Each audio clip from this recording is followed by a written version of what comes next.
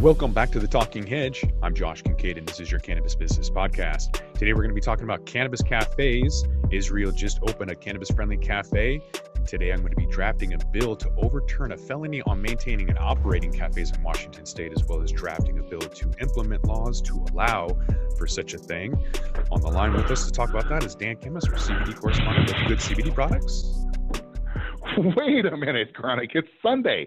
It's the only kind of draft I'm familiar with on a Sunday, right? Sports. What are you doing on a Sunday? You're working? I am. It's the only time we can get people from the state capitol and North Seattle all together. So we're going to meet this morning, hopefully wrap up before the Seahawks game. But, priority is drafting the bill. Dang. And Israel, a whole country opens a cafe. Okay, let's start with that. And then if you got a few minutes, I want to talk to you about that legal side. Yeah, this is interesting because Israel obviously has been legal. They have medical use of cannabis since the 90s. They've had a massive amount of capital coming in from Altria, that's Marlboro's parent company, for decades now. It was conspiracy before, and now it's fact. They have a lot of really interesting devices that we saw in Vegas last year, and one of those was the Raya. It was a vaporizer that has a smart app attached to that, and that gives a lot of data. It gives some accurate dosing. It can help you with your the amount that you smoke, your tolerance as time goes on. It'll adapt to that. If you have a particular strain you like, you can send that to a friend and say, hey, try this setting. And so there's a lot of stuff coming out of Israel that's pretty interesting. And now this coffee shop allows for medical users, that's the key, medical users, to smoke inside. And that just started last week in some, little city somewhere. I mean, maybe it's not little. I've never heard of it. But nonetheless, it's good news.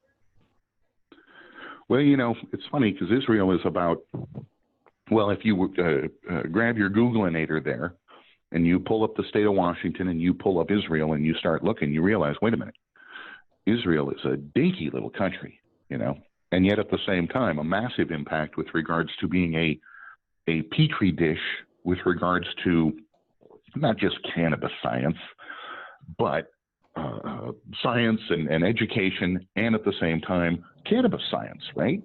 And so that they would lead by example. And so they're going to have smoking, huh?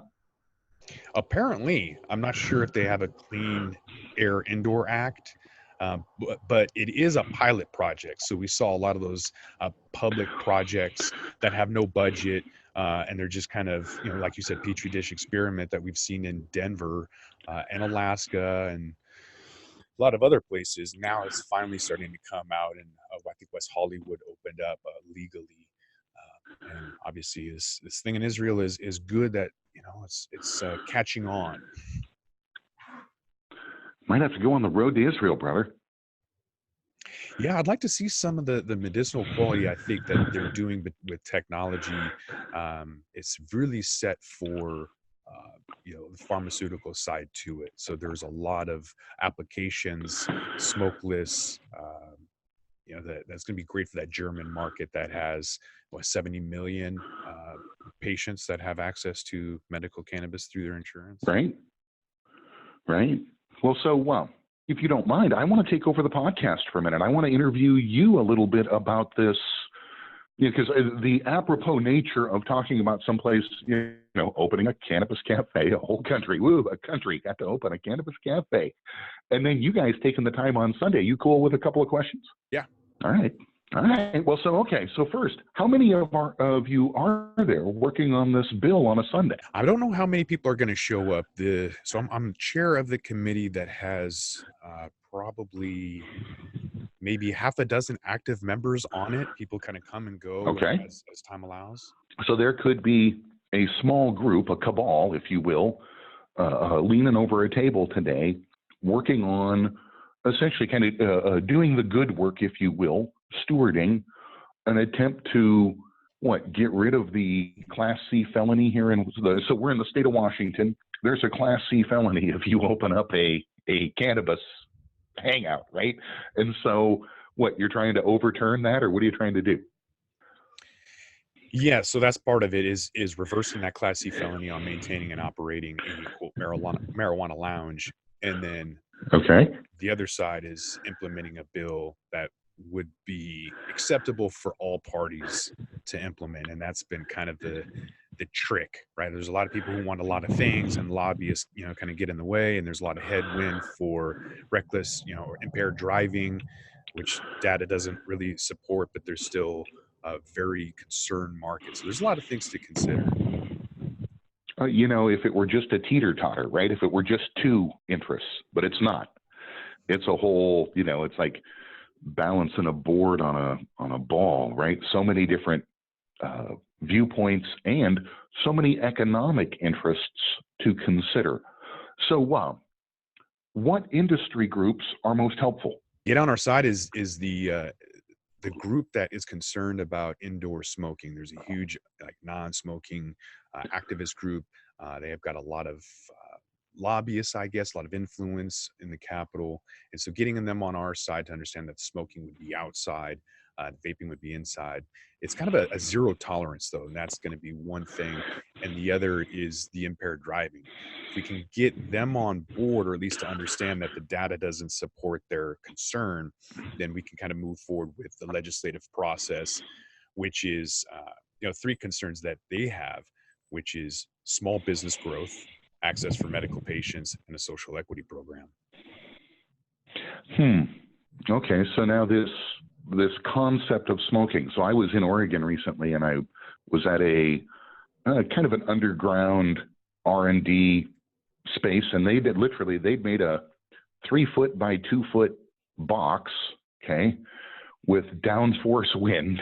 Okay, so you'd step in, you'd smoke your weed. This is their theory. You'd smoke your weed, it would vent, and then you'd step out. Okay. And I was like, well, I feel like I'm, kind of being sent off to the corner, right? So what is it about cannabis that makes a lounge make sense, and why do people want to hang out and smoke their weed together, brother? Well, for medical patients, they don't have anywhere else to go. If a lot of them are lower incomes, in some cases, they have landlords or even spouses. My wife doesn't want me to smoke indoors. Landlords don't allow you to smoke. If you're an adult care facility, if you have, multiple sclerosis or whatever, you can't take care of yourself and it's federally subsidized. There's no vaping, smoking, anything on the premise. And so there needs to be a safe place where people can go and consume. Not a lot of people can do that. If you go outside and smoke here in Washington, that you're subject to a fine. It's a really low dollar fine and it's not enforced, but there's literally nowhere you can go. My neighbors complain about me smoking in the back, and it's like, I don't have anywhere to go. You could actually do me a favor and call and complain, call the police, make a complaint. Without that data, nothing will change because they don't think there's an issue. Oh, amazing, right? So the concept of use, right? Because again, it's one thing if you're not, in a disadvantaged program or something like that. You go outside, you smoke your joint. If the law comes over and tells you knock it off, and geez, in the rare moment you get a ticket. It's a whole nother gig if you're like a patient or somebody who's, accessing federal programs or something. You can lose access to that stuff. So how many people in Washington, what are the numbers? How many people fall in that kind of domain? Any idea? I could just gauge it based on the events I've seen with Dope Magazine, High Times, Hemp Fest. There's a lot of smokers out there. And even down in Olympia, the state capitol, at a place called Frankie's, there was a bar there and all of the patrons smoked. The bartender made some interesting comments like, we don't have fights, we don't have problems. Cannabis consumers are much better patrons than alcohol consumers, and they don't have any issues with the police or impaired driving. They haven't had any issues. She actually really likes the atmosphere that establishment provided. And so I think if people were to convert their business over or provide for that consumption of cannabis, they would see a better crowd overall. Yeah, it's funny, right? The times I've interacted with the law, when we talk about cannabis, they're pretty, blasé. When we start talking about multiple, right? Alcohol plus, that's the thing they always seem to worry about, is actually alcohol plus whatever else. So it's just interesting that cannabis has somehow been lumped into, driving impairment. Hey, so I want to go just down a different track for a sec. So, okay, so you guys are going to get together on a Sunday and draft a bill. That must be really exciting and fun, huh? It is. It's interesting. I mean, it's 6 months of work. We've gone through 8 different bills from all over the U.S. and looked at cities and state bills, and it's a stack, 4 inches at least. I have about 40 something pages condensed. That's my cliff notes of the parts that I want to include. So there'll be a lot of deleting. I've done a lot of pre-work leading up to this, so it's going to be a matter of 3 hours of deleting what we don't want and trying to negotiate what we do, because it needs to be a streamlined bill. That's the key, is keeping it centralized. A lot of people want a lot of things, and we just need to get this thing put in, and then we can add an amendment later if you want on-site sales or otherwise. You are such a business geek. I was being facetious. Okay, I was teasing you because here we are on a Sunday. I would think that you'd want to kick the feet up, but okay, so this is exciting to you, and this is, but it is work, right? This is hard. This is really hard. This is actually pretty stressful because it all comes down to today. And honestly, I'd rather watch the Seahawks play football. I didn't really sleep last night. My 2 puppies I just adopted kept me up at about 2:00. So, I got my 6 hours of sleep, I guess. I went to bed really early.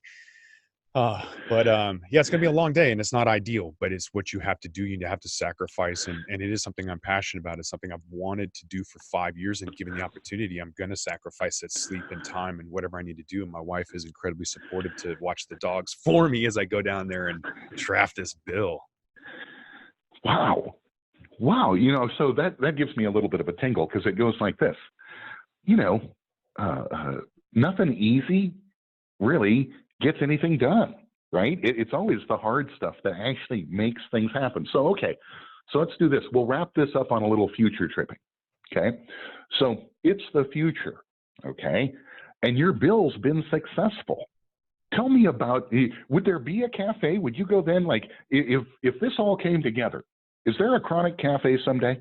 Yeah, in an ideal world, there'd be, some Seattle Super Chronic cafes or whatever the name is, where people can kind of come. I would support small businesses that would allow for cannabis consumption. The revenue model would support, the food and coffee and the culture in Seattle and nationwide, for consumers to use Wi-Fi and otherwise. People have coffee at like 9:00 at night. It's crazy now.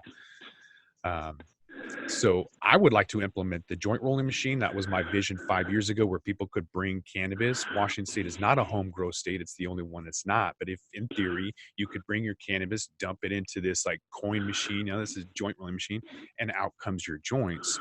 So it's kind of a full service where you could get infused food or smoke your joint, or have a machine that rolls it, just have Wi-Fi. So my big vision is kind of have this co-working space that just has a cafe that's like a side thing where people can kind of come and network, hang out, get some work done, or just enjoy themselves. Right. Basically, WeWork plus coffee plus cannabis done right. Yeah, I guess if Starbucks and WeWork had a child that enjoyed cannabis, it would be something very similar to that, with events and an incubator accelerator. Jeez, Chronic, again, so the Talking Hedge reports primarily to people moving a lot of money around, right? And that whole thing, like, that sounds like a really good idea for funding. Are you looking for funding? Does it even work like that? Or is it too early to even talk to you? It's never too early. This bill is going to pass eventually. There's a lot of sponsors in the House and the Senate. It's just a matter of whether or not it gets passed. If it's not if, but when.